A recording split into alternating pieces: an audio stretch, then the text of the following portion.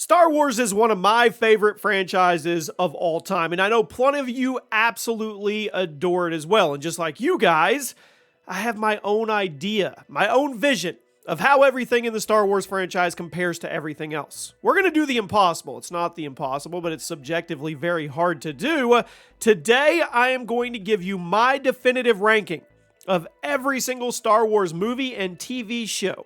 But before you ask, I'm not including the animated Clone Wars movie because nobody really wants to talk about that. But everything else is on the table. So you guys let me know what you think about my ranking. I definitely want you to rank them as well. We have 17 spots. We are going to rank from the absolute worst to the absolute best. Welcome to the Chaos Multiverse, everybody. Jimmy or Chaos, drop a like, and number one may actually shock you guys.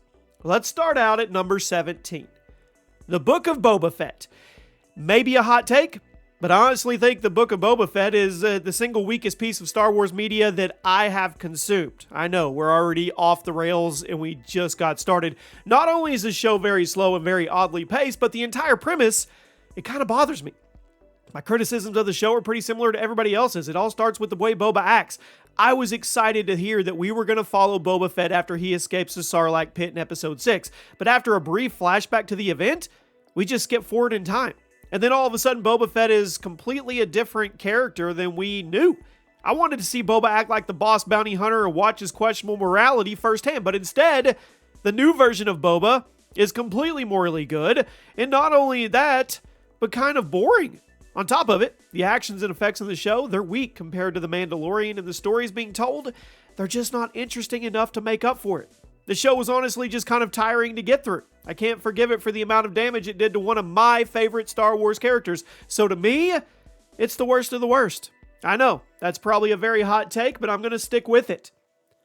At 16, Solo, a Star Wars story. Now, modern Star Wars has had a very bad habit of over-explaining things that never needed to be over-explained in the first place, and Solo is kind of where that trend kicked off. I was honestly on board with the Han Solo spin-off movie. While Solo does have some solid action, and it has some solid action, the plot was way too much for me to excuse. You seriously telling me Han got his Solo last name from some random officer who was just being lazy? And Han kept that name for himself? Also, I know everyone loves Darth Maul, but there was no reason for him to show up in this movie, especially since we all know it's never getting a sequel. I guess they thought maybe it would then. Honestly, think a Han Solo movie was a good idea, and the cast was pretty perfect, but the script was overblown. The plot was unnecessary, and the whole thing just ended up answering a bunch of questions that we really never wanted answered in the first place. Some things are just better left as mysteries. I truly, truly feel that. At number 15, Star Wars Rebels. Now, this show did have its moments. It just wasn't for me personally. Like I said, this is a very subjective list. I do want to say that Darth Maul material in Rebels is very, very good. The rematch between Obi-Wan and Maul is one of the best fights in all of Star Wars. But when it comes down to the main plot of the show, I just had a hard time staying engaged. I can't be the only one that felt that Rebels was only a good show when it wasn't focusing on the main cast of characters. When Rebels is showing us the stuff that happened with the prequel or the Clone Wars characters, it was engaging. But when it was following the new characters and trying to make us like them, I kind of checked out. Again, the show has some good moments, but the majority of it was boring to me, and I don't think I'll ever rewatch it. There's a couple scenes that I would pull off on YouTube, but other than that, I often forget the show's even part of the list. At number 4, The Rise of Skywalker. When it comes to the Skywalker saga, Episode 9 is a pretty common choice for being the worst of the bunch. Rise of Skywalker was such a massive crap show that it was almost funny, but the more I think about it, the more it actually upsets me. This movie may have been amazing when it comes to the effects department and the soundtrack, but the story, I don't have another word but dumb. I can't rank it higher than where it is. First of all, Palpatine's return is one of the dumbest things I've ever seen in a movie, and his return creates so many plot holes in the franchise, it's hard to keep up. For starters, if he could make a Force-using clone, why couldn't he just make a whole army? Also, since when was there a giant army of ships complete with pilots just sitting underneath a planet? Not just the pilots, but the entire crew that it would take to operate and man each ship. How does that work? How did Palpatine even survive Episode 6? Where has he been this whole time? And if Palp has been the one impersonating Darth Vader in Kylo's head, how come the Force Ghost of Anakin hasn't popped up and tried to intervene? And speaking of Force Ghosts, Can I point out the fact that Kylo Ren sees a vision of Han Solo at one point in the movie, but Han wasn't a Force user, so how is that even possible? And speaking of the Force, since when can the Force heal people? Doesn't that break all the Star Wars to this point? What about the one sequence during the final battle when there's a group of Resistance fighters riding horses on the wing of a spaceship while it's flying around in space? I'm sorry, I just can't. It's no secret the production of this movie was a total disaster, and that seriously shows when you watch it. Episodes 7 and 8 presented a lot of frustrating questions that needed answered. Episode 9 somehow made it all worse. None of the important questions were answered. A million new plot holes were created. At this point, I don't think there was any saving things. There was just way too much explaining to do. When it comes to the future of Star Wars, I honestly think the best course of action would be to never acknowledge this movie again, because the story was too ridiculous and too problematic for the rest of the series. You can't explain it. You can't justify it. And I'm really hoping it gets erased from canon somehow, which I know is not going to happen. At number 13, Episode 1, The Phantom Menace. I still remember when this movie came out and how much hype there was surrounding it. I think the internet has a habit of excusing a lot of problems with the prequels because of their meme status, and I also think the story of the prequels does most of the heavy lifting because, frankly, I thought the story was good. The political espionage, the secret planning going on behind the scenes during episodes 1 and 2 is fascinating to me, and it really shows why Palpatine is one of the greatest movie villains of all time. But when it comes to actually sitting down and watching episode 1, it's hard. The movie's boring for 90% of the runtime, and it's really only redeemed by a couple sequences. Pod racing? Cool. I'll never deny that. And obviously the entire fight between Obi-Wan, Qui-Gon, and Darth Maul is pure perfection. But the Jar Jar stuff is painful, and all the political conference calls are boring. Young Anakin's acting is not very good, and the CGI really doesn't hold up that well as some of the other prequels. Again, I think the story of episode 1 is genuinely great, but the execution leaves a lot to be desired. I don't think I'll ever sit down and rewatch the movie front to back again. At number 12, Episode 2, Attack of the Clones. I kind of struggled to decide whether this movie would be above or below Phantom Menace. Ultimately, I put it slightly above because the story is more engaging, but that's not saying a whole lot because it's still painfully boring. This is another movie where it's a lot more interesting to think about than it is to watch, if that makes sense. Plus, there's no big awesome fight scene that makes up for the boredom like there is in Phantom Menace. Attack of the Clones is much more of a sci-fi political drama than anything else in the franchise. And while that political drama is genuinely well written and interesting, it's just not something that's fun to watch. Episode 2 isn't bad. I mean, it's not as bad as some people say it is, but it is boring, and that's almost worse than being bad to some people. If the movie is bad, you can laugh at it being bad, but if the movie is boring, there's not much to engage at all. At number 11, I may get some heat for this one. The Bad Batch. I wouldn't be shocked at all if this show moves up the rankings as time goes on because I'm still getting into it, but I'm a little bored. Continuing the Clone Wars is a really tall order. While The Bad Batch has some interesting character moments and solid action, I'm just not as invested as I feel I should be. Perhaps I'll watch it later. Perhaps everything will click for me. But right now, just not interested in The Bad Batch. I mean, when it started and how it is now, I'm slowly working through it. Just not super impressed. I don't feel like many people are talking about the show either, so you guys let me know what you think. It's not a bad show, but every show has to have a spot. Now we crack into the top 10. Obi-Wan Kenobi. I was so excited for the show, but I know I'm not the only one who was let down a little bit. Like Rebels, has its moments. For the most part, I was kind of frustrated. The entire premise of the show involved Obi-Wan abandoning Luke on Tatooine, which was hard to wrap my head around, and I also can't be the only one who found it hard to believe that Obi-Wan, the most optimistic and hard-headed Jedi we've ever seen, would cut himself off from the Force while on a mission to protect Anakin's son. There was a lot of jumps in logic thrown at you in this show, and I couldn't get over most of them. I do think the action in the show is better than it gets credit for at times. In the final fight between Obi-Wan and Darth Vader, it's good, even if it creates quite a few holes in the plot of A New Hope. I'm also on the fence about Reva as the main villain because, on one hand, I think her angle was an interesting one and the character had potential, but on the other hand, wasn't a fan of her story and how it was executed. By the time it was over, wasn't really sure what the point was. I mean, I don't know. Maybe I'll revisit the show in a few years and appreciate it more, but I kind of doubt it. It was kind of a letdown for me. It was, and I didn't want it to be. At number 9, The Mandalorian. So far, what we have, all of it. If we're just talking about, we could talk about the first 2 seasons. It will probably be in the top 5, but season 3 did a lot of things wrong that I had to knock it all the way down to number 9, and that's saying a lot. First, let's talk about the positives. The vibe of The Mandalorian is awesome. The decision to basically make a Star Wars Western, genius. The action's good, the characters are interesting. The first 2 seasons do a good job documenting what happened to the galaxy after the events of Episode 6. Because sure, The Emperor was defeated and the Death Star was destroyed. But you have to remember that the Empire was a galaxy-wide army with so many resources spread across tons of planets and systems. So once the main leaders of the Empire were taken out, the chain of command was screwed up, leading to the remaining Imperial forces resorting to more brutal methods while trying to retain control of the galaxy. That was a genius concept for a more serious Western-style show like this, and it did a really good job of starting to fill in the gaps between episodes 6 and 7. The characters? Great additions to the Star Wars universe. The action? Mostly fantastic for the first couple seasons. I love seeing the Star Wars universe from the perspective of a bounty hunter who was largely unbothered by the galactic civil war as long as he was getting paid and he was doing his thing. And the growth between our main characters is touching and believable.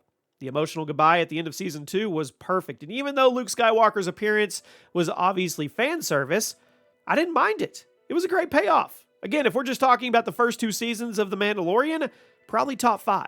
But unfortunately, things fell apart at the wheels in Season 3, and much of the goodwill I had towards the series kind of got thrown in the garbage. The pacing of Season 3 was slow, and I really wasn't a fan of how Grogu was brought back as a main character after the Season 2 finale was so great.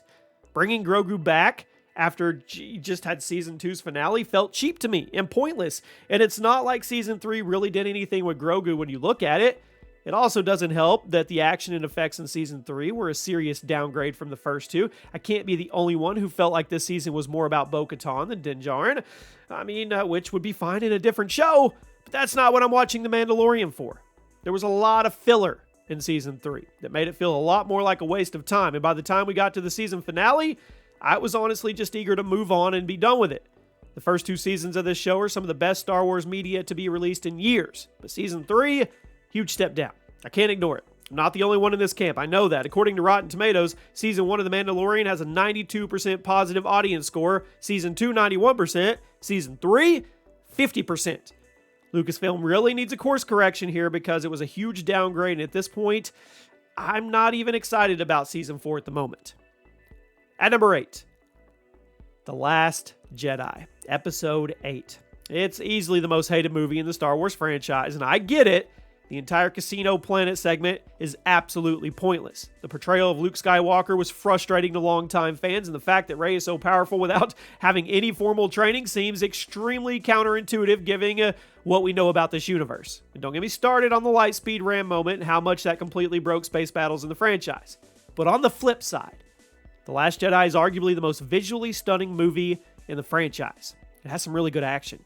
I know action without a good story isn't much to brag about, but I'm trying to justify why I'm putting the movie where it is above some other entries on the list despite the story being such a mess. The plot of The Last Jedi, I know it's terrible. There's no getting around it. But the filmmaking, it was solid. You can tell the team cared about what they were putting on the screen here, which has to count for something, even if the script they were working with wasn't good. I don't know. I'm trying to make a list here, and The Last Jedi is at number 8, and we're just going to move along before people tear me in half in the comment section. At number 7. The Force Awakens. It was pretty obvious that it was a do-over of New Hope, but then, you got the name change, and while there was a lot of issues presented here, the movie itself is a solid 2-hour adventure. When this movie came out, impressions were extremely good. I think a lot of us were willing to overlook the problems within the story because we expected all those issues to be ironed out in the later movies and all of our questions to be answered. Obviously, that's not what happened. And to this day, we really don't have a solid answer on how the First Order grew to be so powerful, how Supreme Leader Snoke rose to power without Luke doing anything about it, or how Palpatine orchestrated everything in the first place. But you know what? Episode 7 is decent enough as a movie, and there's absolutely no denying it's the best of the Disney trilogy, right? It had issues, yes, they all did. But I really wish those issues had been fixed in the sequels. Episode 7, just take it on its own. 7, and it's at the number 7 spot. Let's move on. At number 6, Star Wars The Clone Wars. Now, The Clone Wars started out as a very simple cartoon that showed us what our favorite prequel characters were up to during the major conflict between episodes 2 and 3. But as the show grew and progressed, things got darker and more serious as Anakin's slow descent into the dark side became more clear and Palpatine's plot to take over the galaxy was gaining traction. The Clone Wars? Fantastic show. Watching it today, it's still interesting. The first couple seasons are much more lighthearted, and they have almost a Saturday morning cartoon vibe to them. But once you get to season 3, that tone shifts very quickly, and all of those things you saw in the first 2 seasons get pretty much put into more mature context. The characters grow, they suffer, it It all leads to the execution of Order 66 in the final season, which is one of the most heartbreaking moments in any Star Wars movie show. All of these relationships are shattered, and you watch it in real time as the galaxy falls apart from the perspective of those closest to the catastrophe. This show's amazing. The only reason it's at number 6 is because it's not quite as good as some of the others that we're about to talk about. Now we reach the top 5. Return of the Jedi.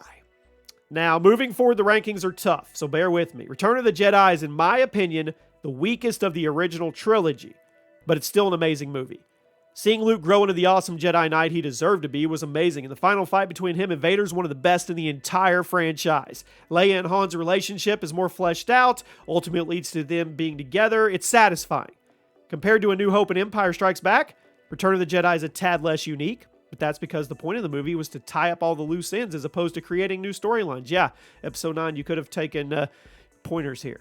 The action in Return of the Jedi is awesome. And to this day, it's great. It holds up. The fast pace makes it super rewatchable. Even though I think it's the weakest of the original trilogy, it's probably the one I rewatch the most because of how entertaining it is and how satisfying all the payoffs are. And hot take here, I think the special edition finale is way better than the Ewok song. You guys can fight me over that.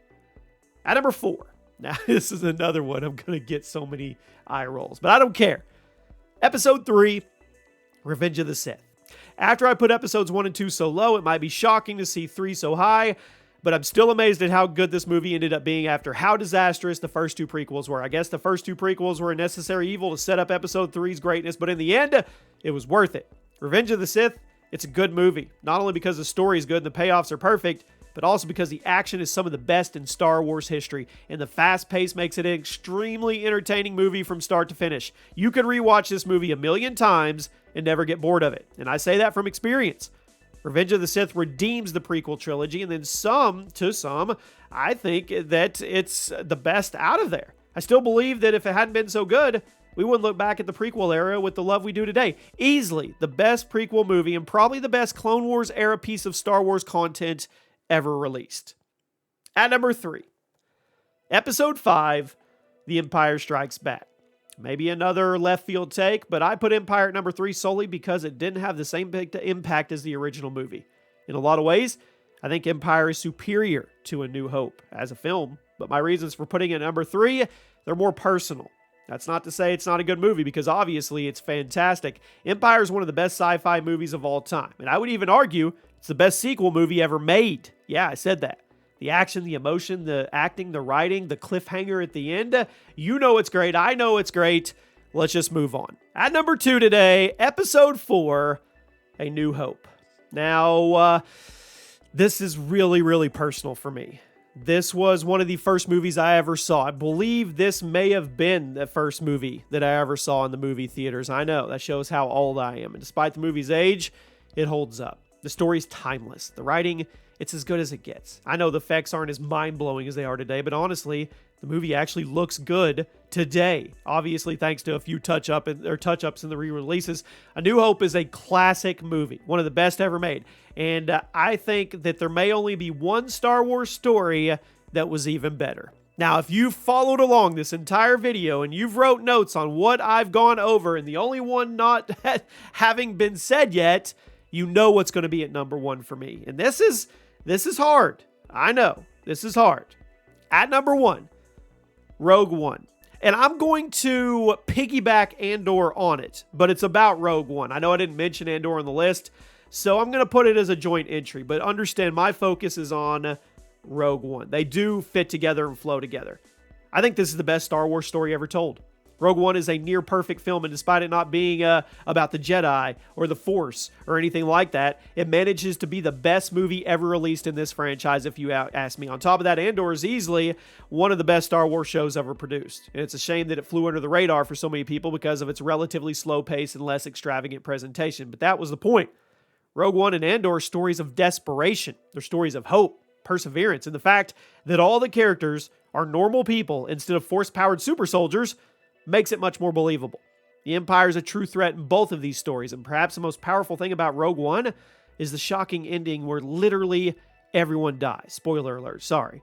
Rogue One was an extremely risky movie, and I'm still amazed Lucasfilm made it, but I'm glad they did. I really hope that as time goes on, more people give Andor a chance too, because I think with how many people were burnt out on Star Wars at the time it was released on Disney Plus, it was really easy for people to write it off as another Star Wars show or boring. But seriously, watch Andor because I think it's on the same level as Rogue One, and I genuinely believe Rogue One is the best Star Wars movie ever made. I'm sure that will get me some spicy comments, but I am ready to read every one of them. There you go. That is my definitive ranking list from worst to best of every Star Wars movie and TV show ever made. I'm stressed out. Let me know what you guys think, and I'll see you soon.